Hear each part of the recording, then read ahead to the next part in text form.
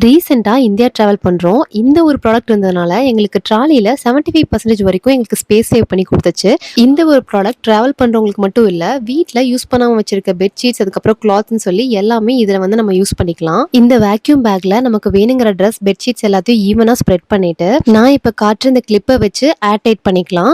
Once நம்ம air tight பண்ணதும், இப்ப கீழ இருக்க இந்த கேப்ப வந்து ரிமூவ் பண்ணிட்டு, நம்ம வீட்ல யூஸ் பண்ற வேக்யூம் கிளீனர் இல்லைன்னா ஹேண்ட் பம்ப் வச்சு உள்ள இருக்க ஏர்லாம் வந்து நம்ம சக் பண்ணி வெளியே எடுக்கணும். ஸோ அப்படி எடுக்கும்போது என்ன ஆகும்னா இருக்கிற ட்ரெஸ் அதுக்கப்புறம் பெட்ஷீட்லாம் வந்து கம்ப்ரஸ் ஆகும்.